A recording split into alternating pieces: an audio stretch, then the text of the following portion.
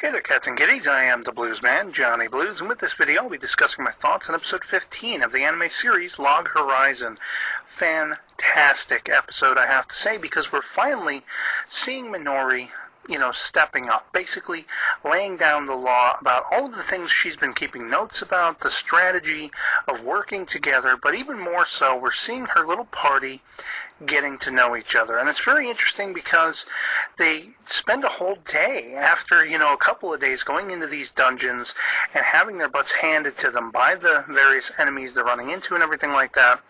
It is just so affirming to see them finally learning the skills each of the members has, why they utilize certain aspects of them, spells, casts, and everything like that, and really forming a sort of, well-oiled machine of just battle. And all these things that she's learned from Shiro come to the fore, come to fruition, and they successfully take down the entirety of this dungeon. Now, we don't see large aspects of that. We don't see their entire sort of searching out of the dungeon and everything. We find this out as a footnote after the fact. Once they've successfully done all this and completed their little mission and everything like that, she calls Shiro and regales him with the tale to his just awe and delight. And I loved that because, of course, he's still mulling over what he found out about this world and all of these world-shaping, spells and things like that. And, of course, it harkens to something deep and dark, brooding in the undercurrent of this world. So to see him being able to laugh and being able to enjoy himself and really put his focus on more positive aspects, seeing that Minori, Toya, and all of them have worked together, have been able to successfully destroy these creatures that they've been, pitted against, and learn to level and learn to work together in unison and all this stuff. It was just a great aspect of this episode. Now, of course, peppered through the episode, we also have still more ominous and interesting tidings. One has to do with Rundle House to begin with. As some of my viewers have posted in the comments on my previous video, it's interesting that he doesn't seem to have the same sort of, status as everyone else.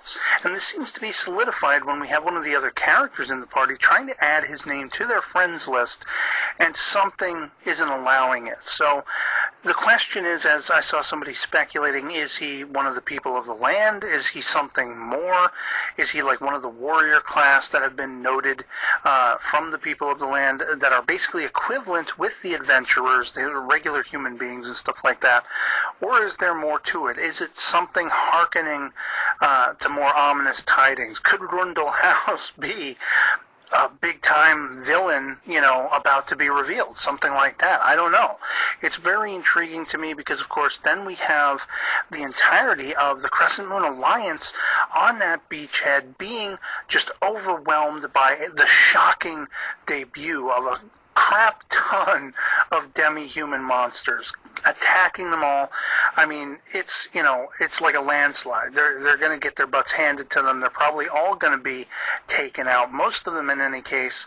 And with what Shiro has learned about the entire process of being killed and respawning back in their, safe zone churches and everything like that, potentially manipulating the mind and removing memories, could this be a game creator or alternate reality creator's plan to, make all these people forget the world they came from and all this stuff? It just seems very odd. A lot of these things aren't adding up. I mean, with Rundle House, he's talking about a kind of, sort of snack food that he loved, that it turns out this girl also loved in the real world and everything like that. Well, then how could he be like a person of the land? Or nothing really concretely adds up. And we do know with the preview for the next episode, it says Return of the Goblin King, that something is coming, whether it's ominous, foreboding, or not. This may be the crux of where the rest of the series goes beyond this point. And we're going to have to see these people banding together. Now, will there be an alliance between the adventurers and the people of the land in the face of this? Will this be somebody, chiefly working for the people of the land or trying to drive a wedge between the two factions? It's going to be highly intriguing to see, and I just really enjoyed the hell out of this episode. It felt very much like a turning point. At first you think it's going to be all affirming and all positive, But then all of a sudden, toward the middle and toward the end of this episode, we have a foreboding and ominous hint of the future to come, yet to come.